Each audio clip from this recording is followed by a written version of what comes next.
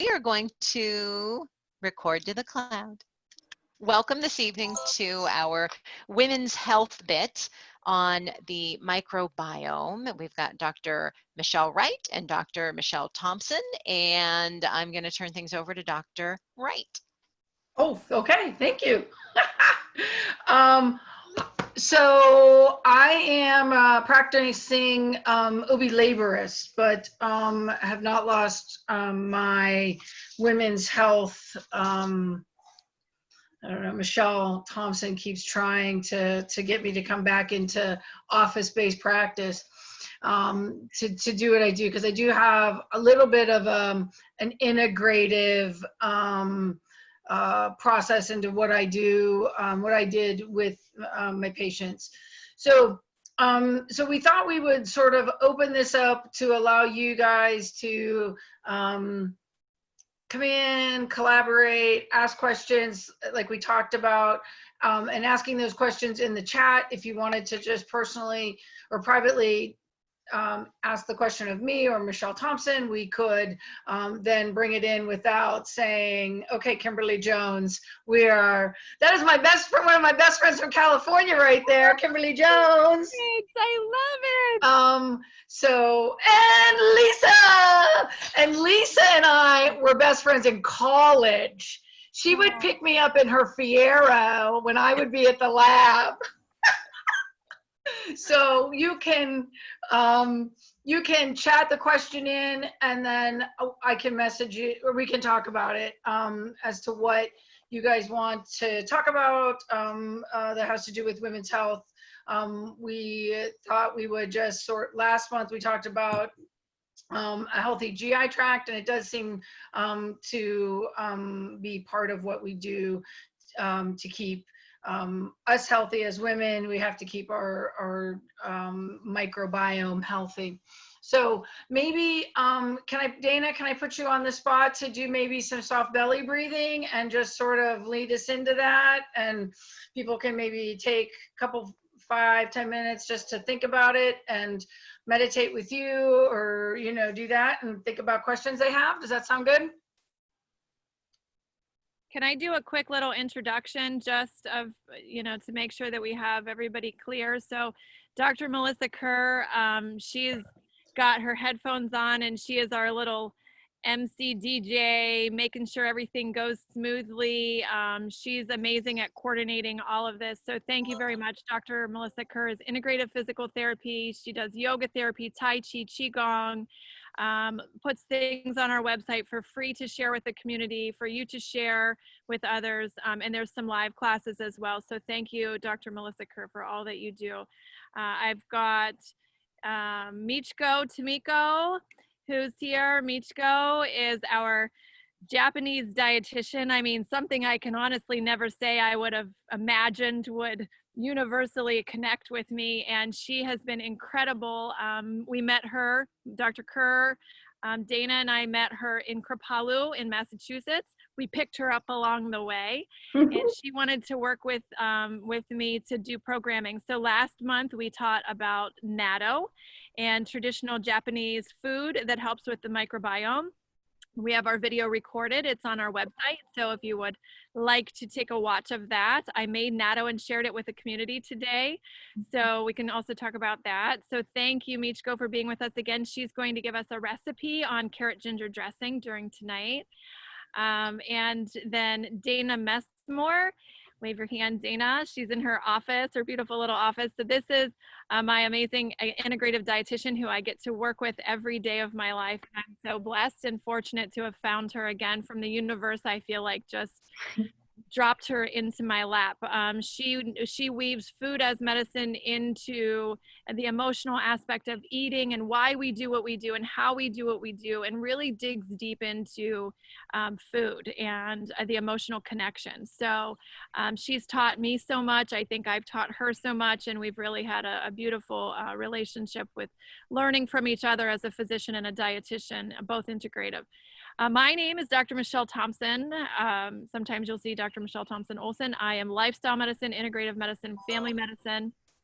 And I have a passion for community programming, teaching for free, making everything accessible to everyone so that you can live your happiest, healthiest life, learn to be your own best healer, and have the tools that you need, not just to help yourself, but to also help your family and friends and everybody else around you, and be that change that we want to see in the world and be that ripple. So I'm always accessible to everyone. I love to collaborate with everyone.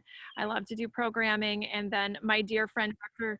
Michelle Wright, we've been friends for 15 years, and she's an amazing woman. So I am happy to have joined forces with her publicly out there tonight to be able to, and also taken me outside of my box. I don't typically do this question answer format. I was like, what are we doing? Yeah, so this is a whole new kind of thing for me, and I love it, and we'll just see how it goes. And so with that, I think it's really important to come into the space, and Dana's always amazing at doing that, to help to remind us it's important for us to first take care of ourselves and to center in our space before we move forward. So Dana.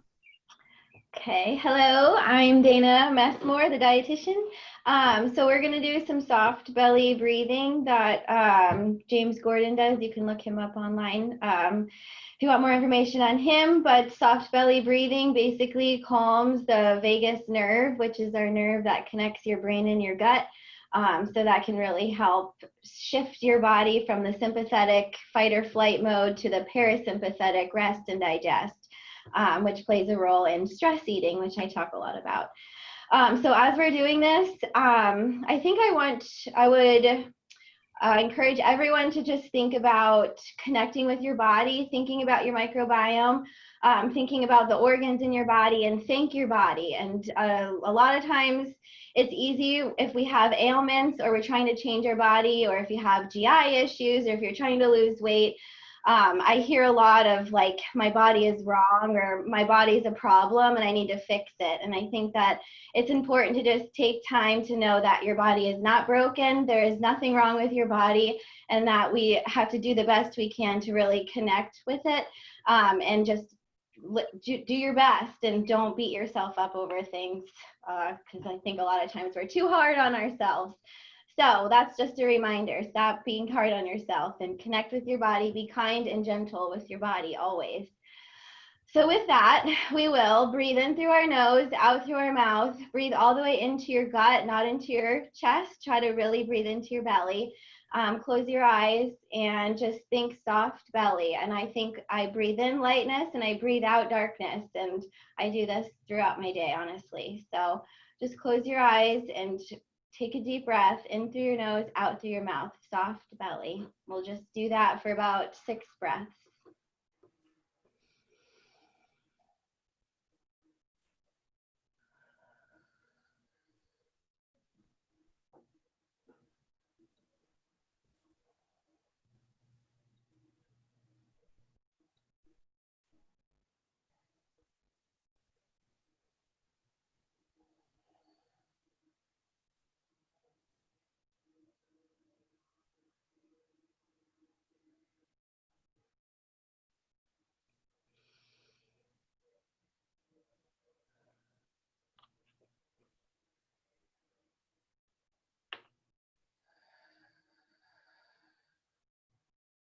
So something that I've been doing too, just as we come back to our space, when I'm feeling stressed out during my day, if I start to feel my heart get a little anxious, I take a deep breath, I hold it, and then I release it. And I do feel a difference in my anxiety. So if now it's kind of like automatic, where it's like if my heart starts to race, I just automatically take a deep breath. So you can retrain your brain if you have stress or anxiety or depression.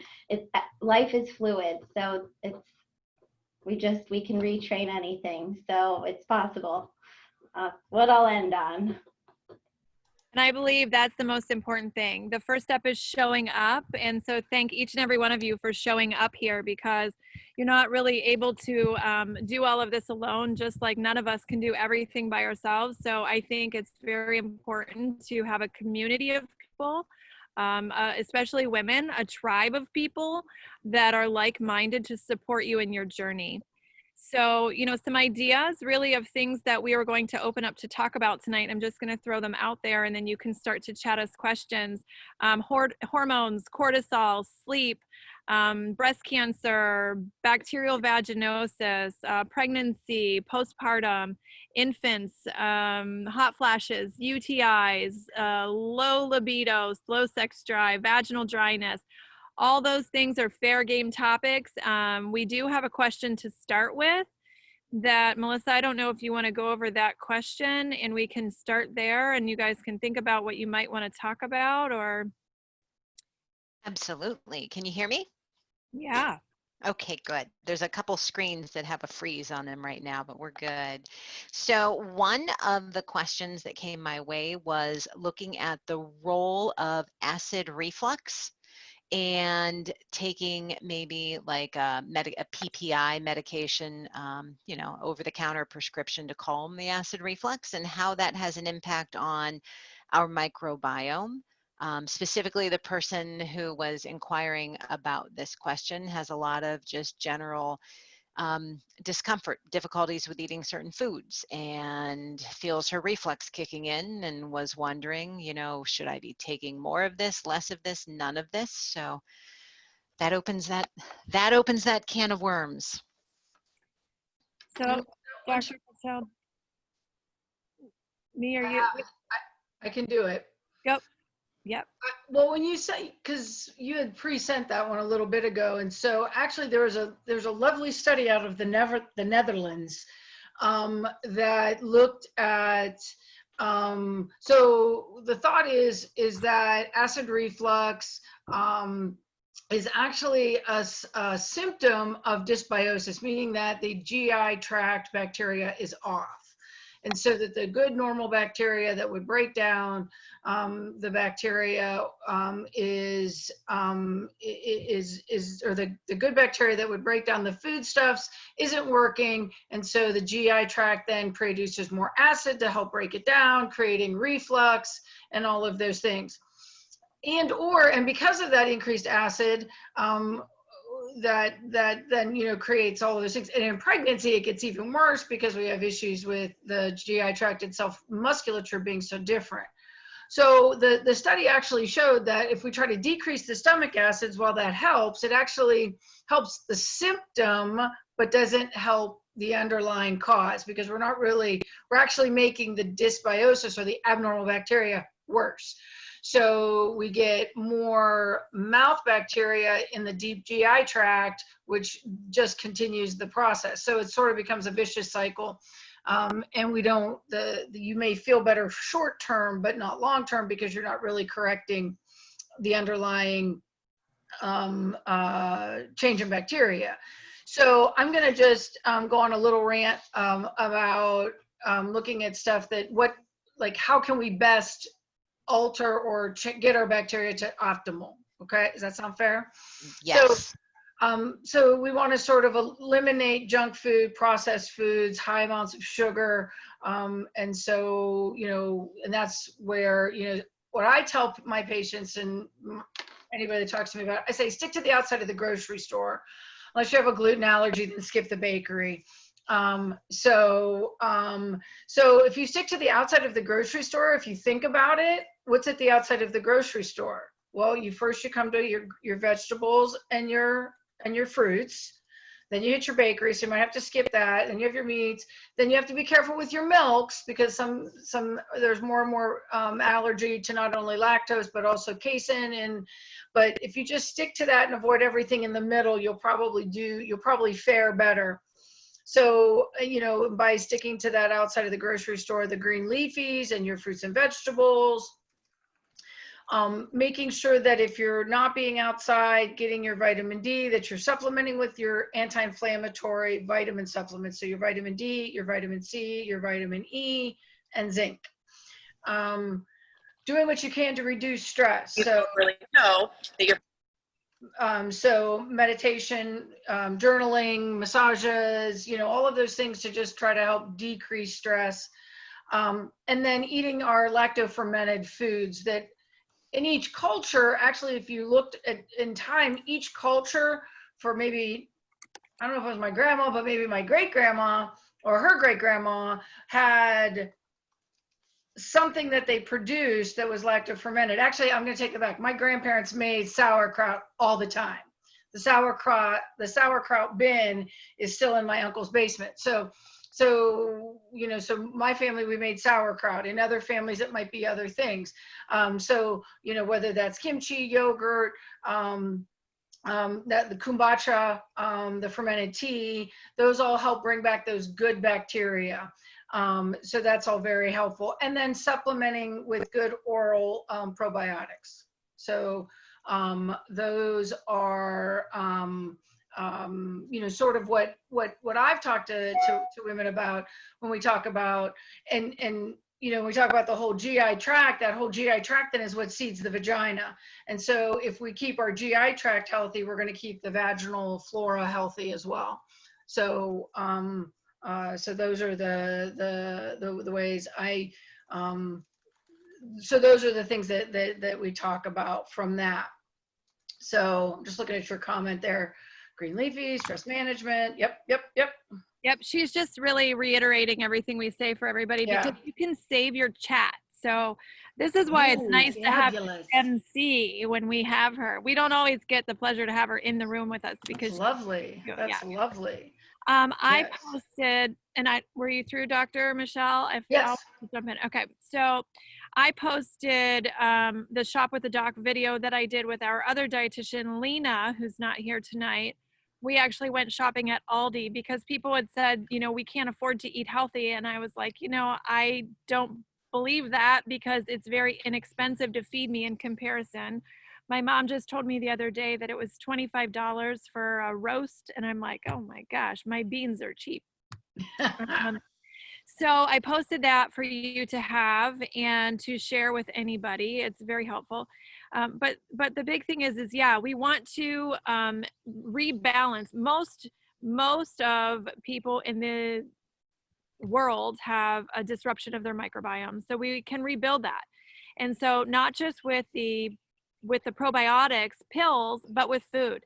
And this book just came out. I stepped away. If any of you saw me leave, I went to grab this book. It's called Fiber Fueled. And I got it like right when it hit the shelves. And there's tons of recipes in here actually to help to rebuild your microbiome. Lots of things you wouldn't even be thinking about. There's a biome broth that's in here that's amazing. So it's a vegetarian broth that he starts to use things like kombu and seaweed and wakame and, as Michiko taught us last time, natto. So natto is the traditional Japanese fermented food that I'm going to let her talk about in a little bit. But, when you start to see symptoms of GERD, and let's get back to that for a second, but this person that has this acid reflux, it becomes this vicious cycle. So you take a PPI, which all further disrupts the microbiota, and then they ultimately keep doing it because they need it because they have the symptom. But really, what do you want to do? You want to treat the root cause. And so you have to ask yourself, what is the root cause? And if the root cause is stress, which is the number one piece of a lot of people's issue, we need to work on stress. So just like Dana taught us in the beginning with the soft belly breathing, just taking 6 breaths, when you start to eat, or one deep breath, it activates the vagus nerve. It takes you from sympathetic nervous system into parasympathetic nervous system. It takes you from fight or flight mode into relaxation, rest, and digestion mode. And when you want to be eating your food, you want to be in rest and digestion mode because that's when you absorb your nutrients. I personally had to learn this myself because I am busy. Us physicians, we're taught to shove it down and get going. And I could have the most perfect diet, but if I am not taking time with my food, I'm not going to absorb my nutrients. So I really try to sit, take a deep breath, and think about what that food is supposed to be doing, where that food came from, how that food was grown, the life cycle, how it got to me, how it got prepared, the love that's behind it, and what it's going to do to my body. We talk about learning to love the foods that love you back. You know, you want to pick the foods that nourish your body. Some people's bodies react to gluten, some people's don't. Some people's bodies react to soy, some people's don't. So, you know, just like there, I can't take Sarah's eyeglasses, you know, Dr. Sarah Sierra, which has such a beautiful name, Dr. Sarah Sierra. I can't take her eyeglasses and wear them and see the world through those eyes. I cannot eat the same diet as Dr. Michelle Wright or as Dr. Melissa Kerr. I can't. It's just not. So our bodies are all very uniquely different. The exciting thing is you can fix it. So you get to the root cause of it. So your question that came in, work on your stress reduction, work on your microbiome, work on loving the foods that love you back, and supplements such as papaya enzyme, ginger, Yeah, for sure. ginger root, ginger tea. You can do marshmallow root. Those are all amazing supplements for digestion. Apple cider vinegar. Sorry, I just got a message somebody couldn't get in, so if I got distracted. Apple cider vinegar and what was the other one I wanted to say? Manuka honey is also another good one. So Melissa, Jenna's trying to get in and she can't get in. So I don't know if you could text her. Well, I will send her an invitation. So yeah, so with that, I think that answered your question completely, Melissa. I believe that's going to be more than sufficient for, yeah, the person who's looking for that information. So yay. So we did have a question that came in asking about fermented food. Can you prepare it without adding salt? Because salt is sensitive. They're salt sensitive. And, you know, that's an excellent question. So the thing about this book that it is not salt-free and it's not oil-free. So in all of my teaching, I do sugar, oil, salt-free, whole food, plant-based. But that's a great question. And I think I'm going to have to, does anybody in the room know if you can, because I don't personally make, well, I can tell you that natto does not have any salt. We didn't use salt. Meech, go. Hi, yes, we don't need salt for the fermented food.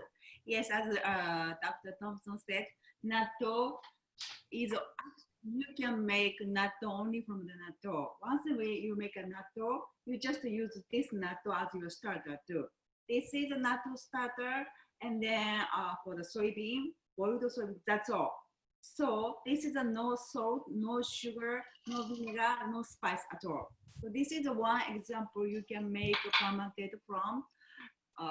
It's also apple cider, that is no salt. I want to use this one today. This is also no salt. So you can have absolutely fermented food without salt. Great, wonderful. And this is why I love a collaboration of people, because not all of us are going to know all these answers. And really, food is a journey. And I think that it's, you know, when you have these questions, I think it's great to bring them up. So thank you for the question that came in.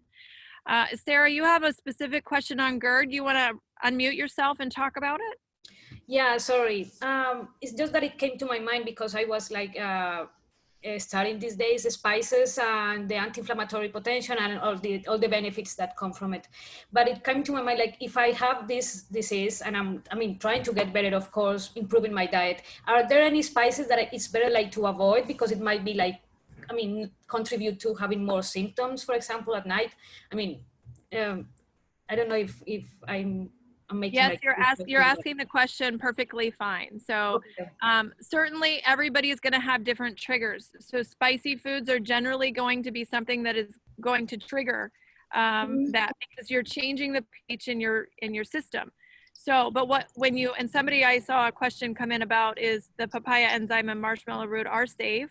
Papaya is just that. Ginger is food, it's safe. So if you're doing the things, generally I can tell you, I probably have 1 or 2 people in my entire practice of patients on PPIs, and it's because they have had a severe esophagitis or a cancerous, issue, that they have a Barrett's esophagitis, that they actually need to stay on those medications. So when the gastroenterologist tells me it's a PPI for life, I gotta listen. But I'm always trying to move the needle and see, you know, because you can recheck those EGDs and see if that clears later on and potentially take the patient off of the medicine. Again, with the gastroenterologist's blessing. But when the problem with being outside is it's windy, things are blowing around. But when you're doing things like the stress reduction and activating your parasympathetic nervous system, you're doing things like the papaya, the ginger on a regular basis, you're going to change the pH and acidity, and then you're going to have less reflux. Then you're going to need less medication, and you're going to be able to back it down. So usually the way I back down the medication is by adding in papaya enzyme or marshmallow root and ginger, and then I start to pull back the PPI to as needed, or every other day or every third day, and then wean down and off and then also adding in these fermented foods. So you just learn to listen to your body and your triggers. So I'm a very big advocate of food journaling, not food obsessing, but food journaling. Listen to your body. So if I eat this, what happens? If I eat this, what happens? It's amazing when you start to do that, what you find out, because knowledge is power and food is information for your body. Dana, do you want to speak to that? I think you said it really well. Okay. Well, yeah, and it's hard because like the emotional piece behind it. So like sometimes the food will cause GERD or IBS or diarrhea one day, but the next day it doesn't. So that's why the journaling is awesome, because you can write about the food, but also write about what you did that day and how are you feeling about yourself and how are you talking to yourself. And so it's sometimes it's about the food and sometimes it's not about the food, but we have to ask ourselves the hard questions and really figure out what the heck's going on. Yeah, and I don't know if somebody will tell me at some point. I know that there was a question that Jenna had, and I don't know if she's gotten into the space yet, but the one thing that I wanted to say about that is mindful eating can really help you, because you are slowing down and you're thinking about the food and you're thinking about how it nourishes your body, and you're not having food fear. A big problem in our world, and I say this all the time, is we should not have food fear and we should not shame others for their food. It is a very personal thing. So if you start down that path of food fear and food shaming and being fearful of what you're going to put in, you put yourself into sympathetic response. And so you're setting yourself up for failure. So just again, when we have people we're trying to add beans back in because they're having trouble, you just do a little bit, and being okay with that. So I think that's another important thing, is realizing that, it's a journey and every day is going to be different. Michiko, did you want to add something? Yeah, that's great. This is exactly, actually today I spoke to my patient. They're very afraid for what's happening if I eat this or if I eat this. No, it's okay. You just need to train. When we go to the gym, we train a little bit. So we just need to train yoga. And one more question I asked on top of the journal is, one day blood sugar is going pew. And then I asked, how was the day? Did you have any stress? Oh, yes, I had. And very surprisingly, wow, stress and blood sugar is connecting. Yes, absolutely. So just enjoy the moment, deep breathe. Now you're smiling. Maybe today you have a much better control. Yes, but always say, just treat yourself and mindfully, slowly. Don't forget your fiber. That's it. I always said. I finished the book too. It was great. Yes. Yeah. So, okay. I have to just ask that if you guys are going to send private messages, can you send them to Melissa? Because I won't be able to. They're coming to me though, Melissa. Are you able to see my private messages? No. Okay. So I'm going to try to get to them, but send every private message to Melissa and she'll make sure we answer it, but don't send it to Dr. Wright and I, because we won't be able to keep up with talking and reading. But I saw a couple private messages come in and I will try to respond to them. Thanks, Michiko. I think that's important, because the other piece I want to say is, as women, I don't know if we have any men in the room, but men, if you're in the room, we have a couple. Good. Okay. Have compassion for us women, because we tend to think we have to do everything and we're hard on ourselves. And I think that that sets us up for already a stressed state. So I think we have to trust our body and love our body and believe that our body has all that it needs if given the right tools. And I think that we need to have more self-compassion. And so that's something that I think when you start to, I see Michiko over here going, yes, yes, yes, yes, yes, because this is so true. I think we're hard on ourselves. And then when we're shoulding on ourselves or hating on ourselves, it sets up that bad environment. Again, it doesn't matter if you put in the perfect diet, you're still going to end up with medical problems that could be associated with that sympathetic nervous state, or the fight or flight, because it's a stress response. So the couple questions that did come in that I want to get to, somebody was asking about specific probiotics. So of course I want everybody to eat everything first. So my motto is food first always. So I want to make sure that, you know, you try to get it from your food. And if not, Garden of Life has a very good probiotic, and they make a vaginal one and they make a colon one specifically. If you have both vaginal and colon problems, you can alternate every other day, do a vaginal one, do a colon one, you know, kind of bounce them back and forth in between.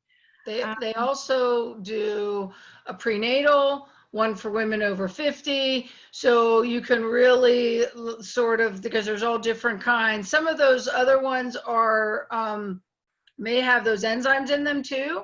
So may have papaya extract, may have ginger. So sometimes when you're just really feeling like you just can't even figure it out, sometimes those can be really helpful. Papaya and ginger are great for everybody. I'll tell you, I do a ginger tea every day of my life. And so I do want to talk a little bit at one point about foods that support women's health and hormones, and that's on my list.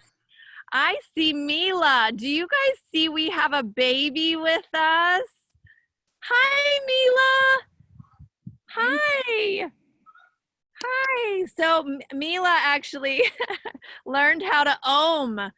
So any of you that know Jenna Domer, her little baby has learned how to ohm. She just turned 1. So Jenna had a really good question, and it ties into Kelly's question. I hope it's okay if I say your name. I'm going to read this question that came in privately to me. If following consistent exercise program with strength training, cardio, and core exercise, along with following an eating plan, focusing on portion control, but weight loss is minimal after 3 months, is there something else to jump start the weight loss? So I'm going to kind of throw Jenna on the spot here. She's one of my best friends, and I'm sure that she's not going to care that I do this. But she, you know, had a baby a year ago, and she's working on weight loss as well. And one of the things we talked about is intermittent fasting, time-restricted feeding. Why is that important? Well, because when you shorten your eating window, several things happen. So say you pick eating window noon to 8. So from noon to 8, you're eating the food.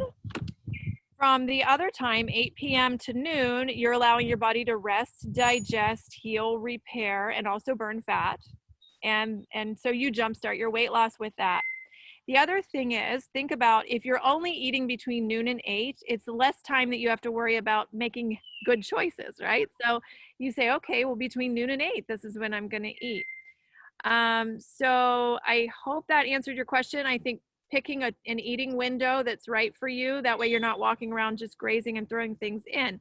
Jenna's question was excellent, and I have to turf it to Dana, and I actually said, Jenna, log on, because this is a Dana question. So one thing that I will tell you that the dietitians know best is how to pair food.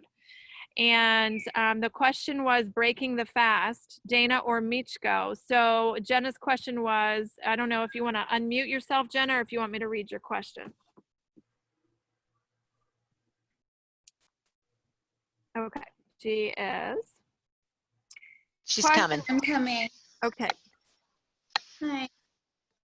Hi, The Jenna. question was, hi, and I'm going to go on mute after so she doesn't scream, but is it okay to break the fast? So the first thing you eat, a cucumber and tomato salad. So cucumbers, tomatoes, oil, and vinegar. And apple cider vinegar. And her question specifically was about carbs.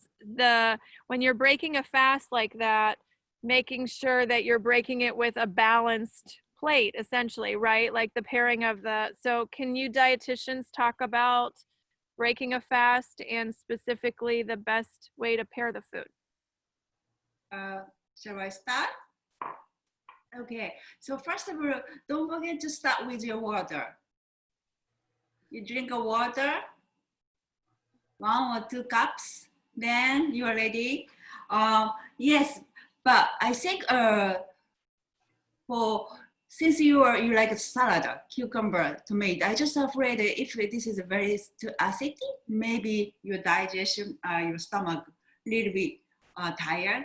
I would add some like a whole grain, such as oatmeal, if you are okay, without any added sugar or anything, or some starchy vegetables with skin. It doesn't have to a big portion. On top of that, you will have a big salad. Big salad with some very generous portion, very generous starchy vegetables with skin. That's maybe, I think I would suggest this one. How about, so this is on my side, yeah. Me, my turn? Mm-hmm. Yeah. Okay. Well, for breakfast, I mean, I do a smoothie every single day, and I think that personally, I think that's like what my microbiome likes, because I throw in a ton of chia seeds, flax seeds, hemp seeds. Then I'll switch between like a pea protein powder and then a collagen, just kind of depending, and then a bunch of berries and spinach and all your greens. And to me, that is like my microbiome, like superfood in the morning. So that's what I do. I also found frozen acai, and what was that other berry that was frozen? I can't remember. I've been throwing that in some smoothies. Acerol, ACEROL. Yes. Yeah. So that's my recommendation for breaking a fast, I would say. High fiber, lots of fruit and veggies.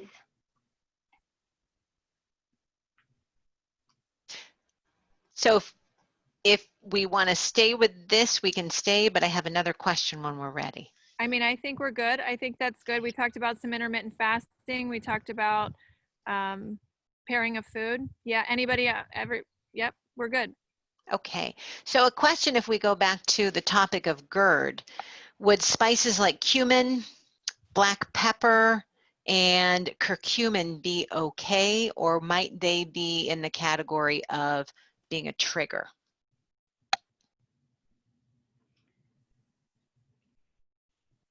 You have to probably just try it out and figure out how much and when, what time you're eating, and what you're putting it on. But again, it's like not all of those would trigger it for every single person. You really have to just, again, look at yourself. Journal it. I mean, you have, so the best guide is your own body. You are your own best healer, and the answers are all inside of you. You have to have awareness, and you have to wake up and listen. And that's oftentimes the hardest thing to do, because you have to take 2 steps back and you have to be honest with yourself, because that is where the answer lies, is within you. You can trust yourself. A lot of times I feel like we've lost the ability to trust our own answers, and we're always looking at gurus and dietitians and doctors online for our answers, but you have it. We have our answers. Just be quiet and listen to yourself. Pray to God, and you'll get your answers. Yeah, and can I add one more thing? And it depends on the day. If a week ago I heard some reflex from my family, then I cannot anymore. It's not. All right, so you step away a few days, I would say 3 days, and if you are okay previously, then you can come back slowly, because it's everything depends on yourself and depends on your condition. And as Donna said, listen your body. Body is very, very wise to tell you what you need that moment. So I have another question that's come in. So, Dr. Wright, what happens when we look at hormone fluctuations as we hit into, say, mid-40s, mid-50s, in this range, and how that may have an impact on our microbiome if we're looking at some of those balls that are juggling around. Yeah. So we definitely have lots of things that are occurring at that time with the hormone changes and transitions, and overall lessening of hormone, lesser estrogen, maybe lesser progesterone as well. So I think I think that the biggest thing there is really trying to, if you look at where women are at in their, as they're moving into the late 30s into their 40s, and where they're at with their families, and they tend to be like the last thing on the list of the to-do list in general. And so if you're at the bottom of the list and you're trying to get all these other things and all these other people taken care of, we each day take care of ourselves less and less.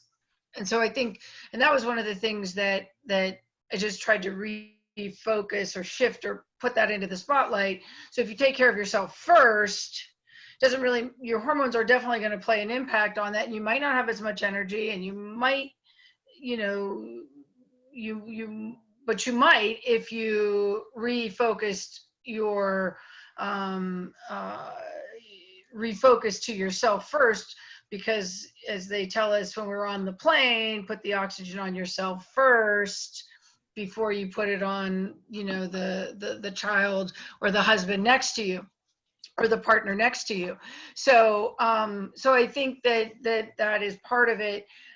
Is there's probably some kind of shifting though that happens in general with that. And I can't really say specifically, but what if you look at that, like as we talked about the Garden of Life over 50, and some of that is not so much about the bacteria, but about the vitamins and the other things that are in that supplement as far as enzymes and things like that.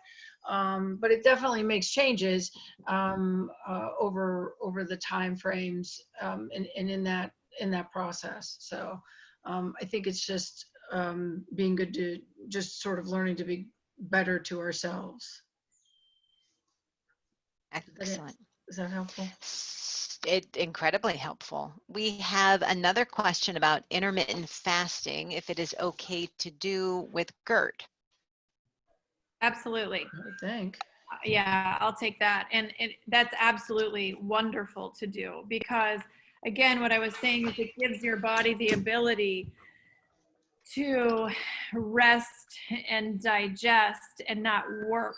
So intermittent fasting, time restricted feeding, things like the prolonged fasting mimicking diet, we're finding are very beneficial at disease reversal, specifically in cancer, in diabetes, in in inflammatory conditions like rheumatoid arthritis, colitis, ischemic, irritable bowel types of things, not ischemic, but irritable bowel.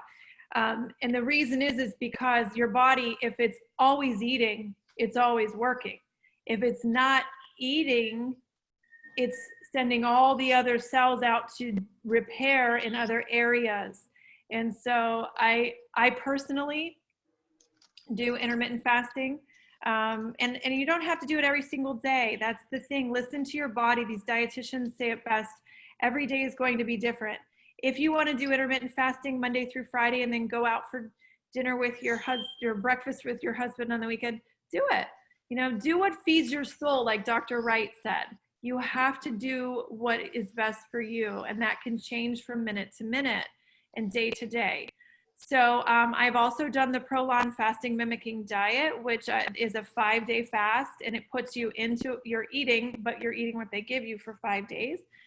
And there's a lot of studies that have come out on that in increasing longevity, increasing our telomeres. So it's an anti-aging type of diet. And so it's not easy, I'll tell you. It's a little bit of a challenge, but I really do use my food as my medicine, and I practice what I preach. So I listen to my body. I will tell you that the first 2 fasts I did of Prolon were not so bad. They were fine. I did my 3rd one during the pandemic, and which we're still in a pandemic, and I had a little bit more of a struggle with it. And I'll tell you, I asked myself, why? Why am I having this struggle with this? And I know exactly why. Because I already feel restricted. I can't travel. I can't hug my friends. I can't do all the things that I want to do. And now I'm going to restrict my food for 5 days. So I struggled a little bit about that, about even making the decision to do that. But your food can be very powerful for your immune system as well. So I did it, and I was grateful that I did it. But again, I did what made my heart happy and what I felt like was best for my body. And I think we always have to ask ourselves that. And we need to be real and honest with ourselves and not just, because I think sometimes we're not truly honest. I think journaling is important for many different things. Dr. Wright, I just want to add in, I moved inside just because it was getting a little bit dark out there. I want to add in that even when we were talking about hormones and hormones change every single day. Her and I talk about that, like testing levels and stuff, it's so hard because it changes every single day. But I put in the chat the foods that help women's health and hormones. There's a list of foods that really can be supportive for your estrogen, testosterone, progesterone balance. And they're great foods that you can eat daily. And if you are still having menstrual cycles and you're starting to crave, chocolate during your menstrual cycle, you're probably needing some magnesium. So you ask yourself, what is your body really needing? So maybe you start to use some of these foods. You add in pomegranate during, that's a food that's on there. Maybe vitamin C, lemons, limes. I mean, we're putting lemons and limes in everything now just because of the vitamin C and how important it is for your immune system. So take a look at that list and just pull that out. Grapefruit's another one. So, if you're feeling like you're having issues with your menstrual cycle, just pick some foods off this list. And during that week of the month that you're having some struggles, then add those in. And for me personally, again, ginger tea every day of my life is just great for everything. I second that. 2 questions came in. One right now is, having been told by a physician, should eat small meals frequently and never leave your stomach empty. So that again goes back to the questions about GERD and intermittent fasting, but I believe we've covered that. So hopefully that question's been answered, because it goes back to letting your body have time to not work, letting that system in your body have time to not work. So if there's anything else to add on that, if you'd like to add, but here's this other question, which is, So with the yes. Really quick on the small meals, that can sometimes make you hungrier in ways too. Like they do that for people who have real low appetite, either from cancer or even like people that eating disorders like anorexia. So if you like eat a little bit all the time, that could up your appetite. So if you're trying to lose weight, that's not necessarily like intuitive eating, like listening to your own body. That's again just like a rule that you're trying to follow. Gotcha. And Oh, go ahead. Nope. I was going to say, I see we have one hand up, but I'm going to ask this question and then I'll go to where the hand is. Oh, here we go. Do we have information on mold illness, parasites, candida, and how that affects women's health? Big umbrella. Yeah, I'll let Dr. Parachute. Wright talk. I'll let Dr. Wright talk and then I'll jump in after. Oh boy. I think I want Dr. Michelle Thompson to talk first, and I'll keep thinking about that. Okay, I will talk first then. Okay. Yes. So first of all, I think that it is a huge umbrella, and I think that it's definitely a functional medicine question, and it is different for every person.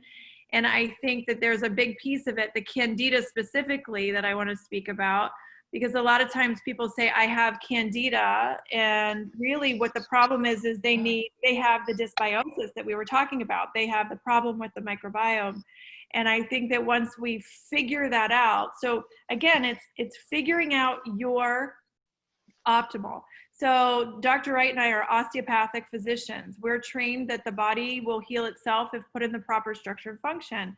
And once we get that microbiome and we get that stuff right, it maintains itself unless we do something else further to disrupt it. Many things can disrupt it. Trauma can disrupt it.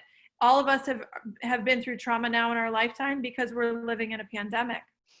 So if you found you're having a lot more digestive problems and things like that now, it's because we are in a very traumatic state. So we're always living in the sympathetic state. Environmental triggers are huge. So these things should be tested and can be tested. Again, that's we could probably do a whole nother talk on that. So I don't want to delve into that. Melissa, did that cover a little bit of it? Yeah. I think so. Like I said, it's Dr. Wright, go ahead. Well, and I think that what we have to realize is that not all candida is bad. I mean, our body, you know, we have good, just like we have bacteria that are good and bad. Some of the candidas are good and bad. Some of our viruses are good and bad. So like we all have our own, you know, so it's just finding that balance, and it's hard to wipe out the bad and not take out some of the good. So you have to, it's really that gentle process of just really being good to yourself and doing the healing things that we talked about. One of the other things we talked about, the microbiome broth, bone broth, like some of these very sort of old traditional things that I felt like, wait, I think I remember my grandma doing that. Why did we stop? So going back a little old school. Yeah, you know, it's funny because my dad said to me, didn't you know you just put bag bomb on that? Yeah. Like, he didn't teach me that in medical school. A couple questions came in, and I do want to try to jump onto these. So somebody asked me the specific time for the time restricted feeding. Again, it's a personal thing. Optimally between 12 and 16 hours. So that's the answer to that. And again, listen to your body. If you can only get to 10, fine. There's times I've done 24, 26. It just listen to your body. Water only fasting. There are facilities that you can go for water only fasting. It is very specific and should be supervised by a physician, especially if you are on medication. I have supervised people on water only fasting. And again, you can go to those places. Why do you do that type of thing? Because you're usually either trying to get control, or you're in an extreme state, or you want to take your taste buds back to where they're vibrant for everything because they're kind of, you know, being teased by all these standard American diet type things. So again, water only fasting, there are some health benefits for it for sure. It shouldn't be done by yourself, in my opinion. That can be argued, I guess, by some people, but I think it's important that you have a physician that knows what you're doing and that you trust your physician. Calm magnesium powder, somebody asked me about, and I think calm magnesium powder is wonderful, but I do recommend people eat magnesium. So in my practice, I have magnesium-rich food list. Eat it. Remember what I said? Food first, always. Eat it. So then if you still need magnesium and you're trying to get magnesium in because your levels are not optimal, then we can use supplementation, and calm magnesium powder is a wonderful supplement because it absorbs well. So I think that that those were the three that came in that I saw. I think there is one more about the recommended time of daily intestinal rest. That's kind of really that's the time Gotcha. restriction. So 12 Perfect. to 16 hours. And again, I think it's very specific. And I think it can change from day to day. When I did a 26-hour fast day, it wasn't because I just said, that's it, I'm doing it. And again, I think we need to think about that. Be gentle with yourself. If you say, you know, I feel like today I'm going to do a 12-hour fast, do 12. If you do 10, do 10. The reality is you're just making a choice and you're listening to your body, and it may change, you know. So we have two more questions. One here is balancing hormones while stopping the depot shot. So That's Dr. Wright, welcome. Well, there. Okay, I'm gonna hide behind that. So, boy, that's really difficult. I mean, Depo-Provera as a rule, is a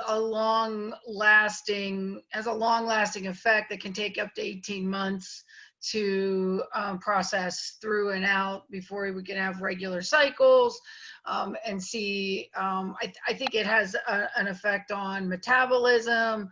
It is my least favorite birth control out there. I used it very, very sparingly.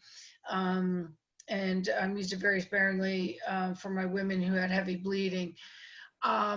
So I think coming off of that, again, you just have to be very, very kind to yourself and to your body during that time.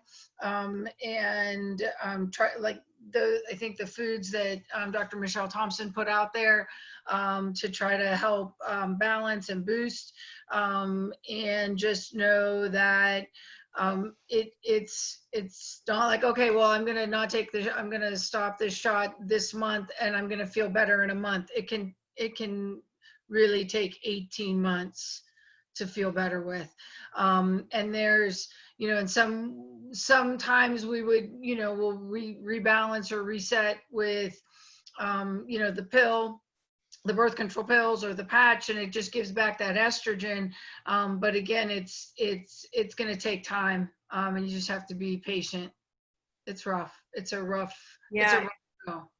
Thanks. I'm glad you're in the room for that one. These are the kinds of things I text her when I don't know the answer to. So I want to also just tell you something came up today. I had a person with chronic UTIs, and it was one of those things that I was like, I'm going to talk about chronic UTI just a little bit tonight. And the reason is because I've seen more and more chronic UTIs and chronic bacterial vaginosis.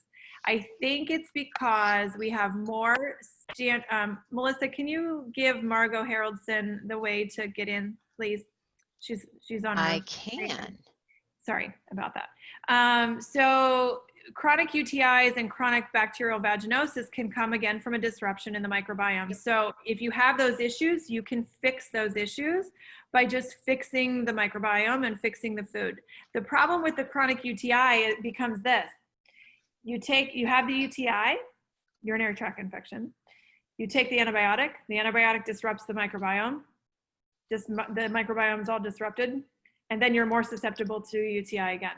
So it becomes this mess. So when you rebalance the microbiome with these different foods and food strategies, and again, your food strategy is going to be different for you than different than the next person, you really can help that. And then making sure, and Margot is going to be coming in the room maybe just in time, that if you have to urinate, you go. You don't hold it. Right. If you have to move your bowels, you go. You don't hold it. You give yourself, again, that time, that space to relieve your bodily functions. It's one of those things that we just are not gentle enough with ourselves. We just don't do it. And then we cause a mess.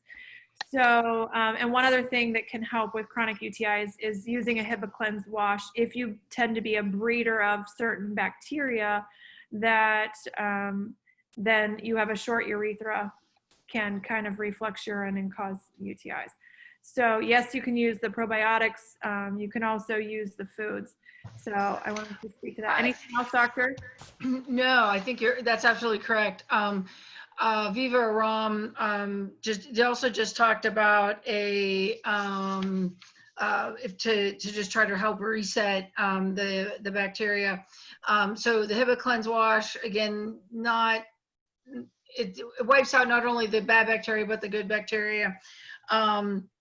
But I can put in the comments her VJ suppository. That is a suppository with thyme and oregano, and you can add back the good bacteria, the lactobacillus, to add back to see if that will help to reset.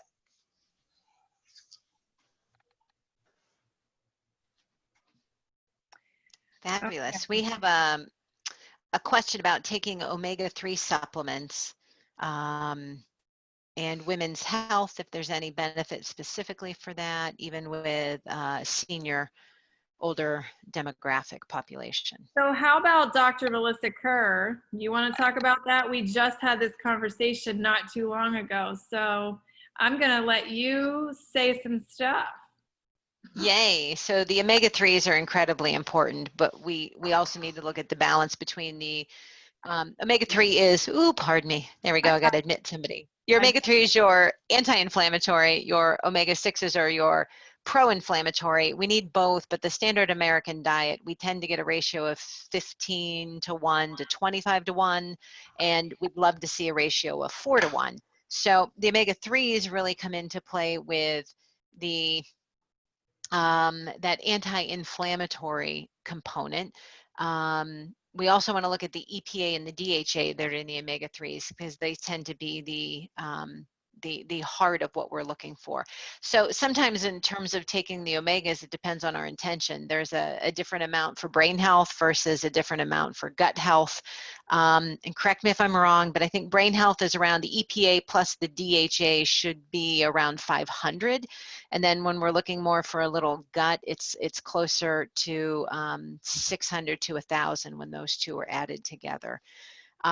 You can get them from your foods if you are an eater of the small fish, and it's I personally don't eat meat or fish, but I've learned a lot about the small fish, because it's hard for me to tell the big from the small, but the small fish, sardines, the herring, the mackerel, fresh water, not farm raised, they tend to have 2 to 3 servings a week is the generalized amount. If you're getting that in your diet, you're getting it from small fish, you're going to be in a really good place. If you don't get that in your diet, you can look to the algae, which is where the fish get the omegas from when they eat the algae. So you have your algae omegas, or you can do your fish oils, but then you have to look at brands, and you have to look at the quality of what you're taking in. Just any old omega-3 is, you need to know what you're taking and why you're taking it.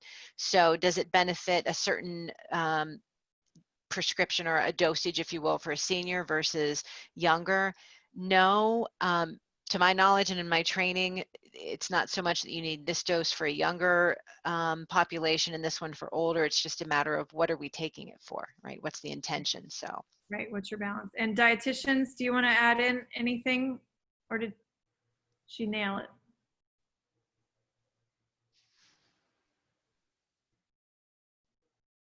I was muted, sorry. I think she got it. Just, the DHA and the EPA is more important than the ALA, which is from like flaxseed and stuff, but your body won't convert that very well to the DHA and EPA, which is what your brain uses.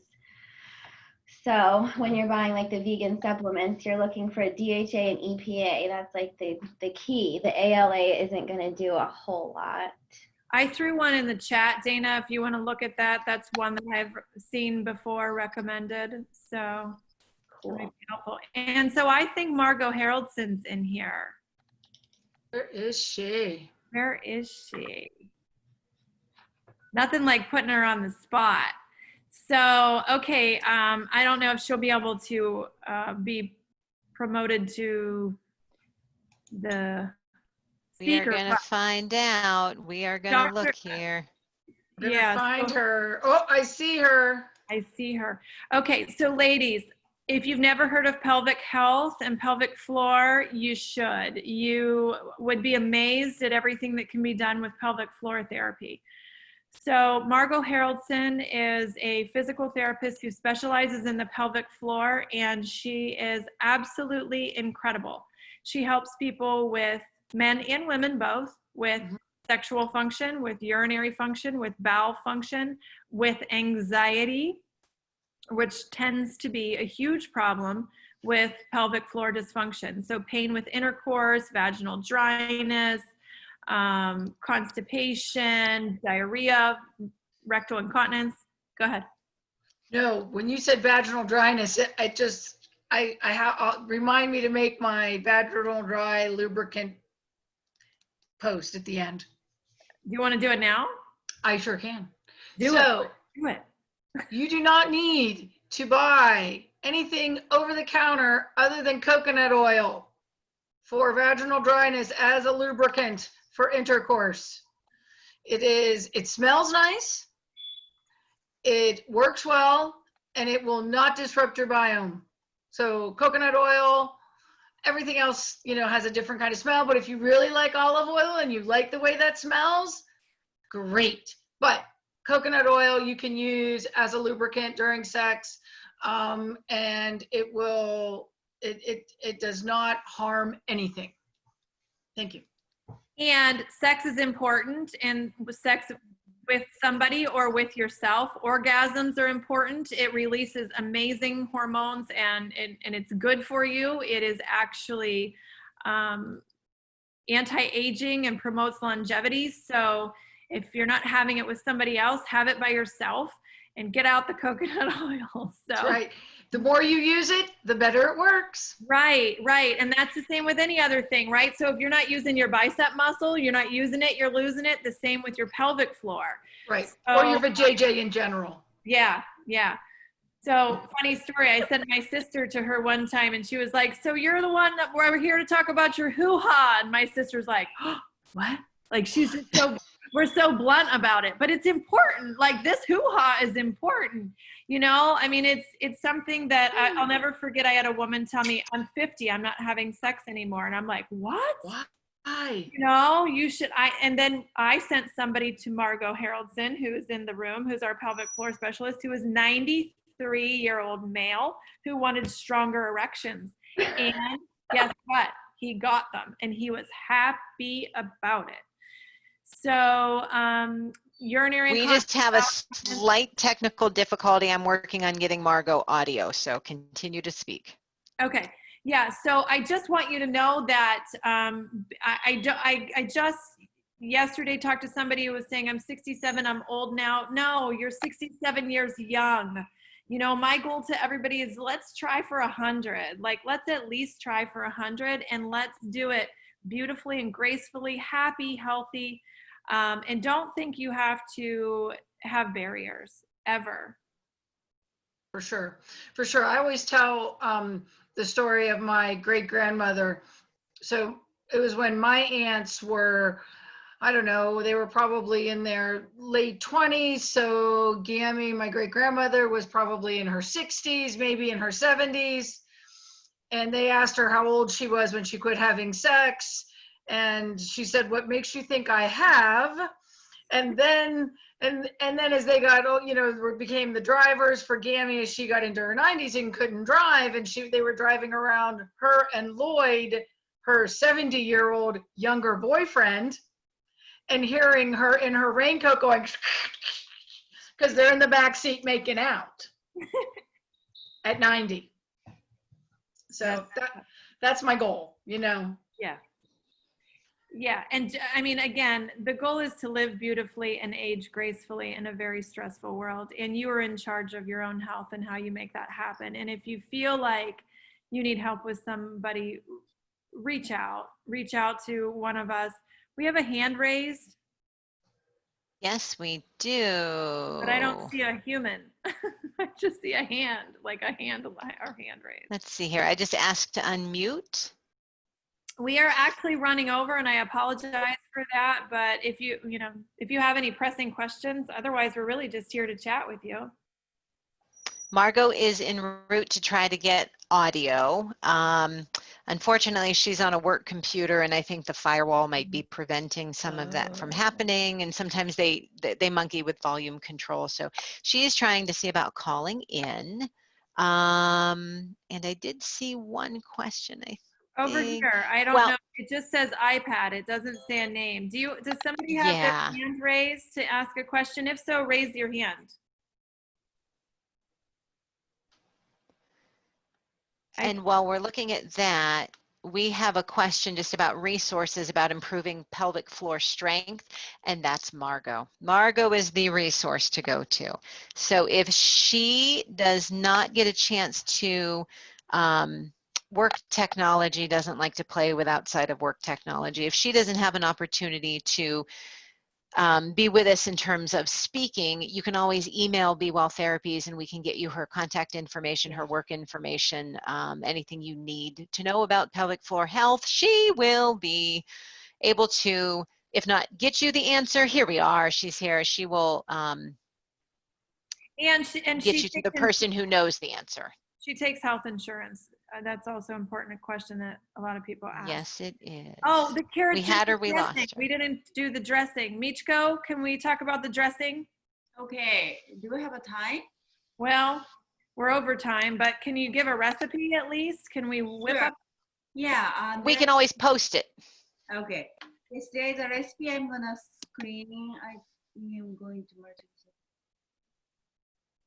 Oh, I don't think I can share right now. So there is a recipe, and then I will send to the Dr. Thompson, and she can post it. This is absolutely wherever I use this one, it's amazing. It's coming from the or we have a carrot and the sesame, magnesium, apple, and apple cider. This is another fermented food. And sometimes I use the miso. This is also the fermented soybean. And then lots of vitamin C from the, and then I love ginger. So this is all, everything go into the one place, and then you can mix with your salad or your natto or your rice, and then also wrap with your seaweed. So that means you have everything at once. So this is all about. And also, can I just, maybe this is area, don't underestimate the area. This is also the high benefit. I love flaxseed. I love chia. Everything is omega-3. Of course, this is the area, but this is very beneficial. So that we're gonna use this one too. All right. Yeah. So dressing going to be your website, right? Recipe. Yes. Okay. You send us the, ooh, I got a little reverb. Yeah, you did. Just, we will take care of, we'll be in communications, we'll get that recipe and we'll make sure we post it on the Facebook page. Okay. And we'll, you know, so everybody who signed up went through that, went through our website, but if you check the Be Well Therapies, we'll make sure we get that up there. And unfortunately, Margot is not going to be able to make communications. Audio is just like the Mercury planet must be somewhere because the communication is not happening, but we've tried. So also, again, you can send us emails and we can get you Margot's information if you want anything specific. She works for UPMC outpatient and fantastic. Yeah, and thank you guys so much for being here with us. I think, I don't know, I looked, maybe we had 40-something people in here tonight, and I think that the really important thing to remember is even though we are socially distanced, we are still connected and socializing with one another and sharing in our community, which is important. It's important to find your tribe and, you know, and stick with people because we can all help one another. So if you have ideas too for future programs, throw them out to us. Thank you. Absolutely. Thank you all. Thank you very much. It was The very, doctor's very Michelle. good. Woohoo. Thank you. Yes, thank you so much. It was great. Thank you. Thank you, Dana. Thank you very much. Joe. Thank you, Thank Melissa. you. You guys. Thank you all for coming and signing in. Yay. Love you all. Yay. Hi, Cheryl. Hi, Wanda. Thank you, Yamada-san. Kimmy, you're so beautiful. Virtual hugs. Awesome. Kim, it's nice to meet you. It's nice to meet you. It's nice to meet you guys too. Where was Lisa, Kimmy? Where was Lisa? Working. Oh God, she's ridiculous. Brianna, I see Brianna. She's out. Actually, I should have seen where people were located. Brianna's out west somewhere. Okay, thank you. Oh, very All right. good. Bye, love. This is Bye, great. honey. Love you. Hi, Cheryl. It's so nice to see your face. Hi, Marilyn. Hi. Hi. Hi. Do you It's like want to? hard to get through these screens. Oh, I know. Oh, hey! Oh, you guys are together? Together.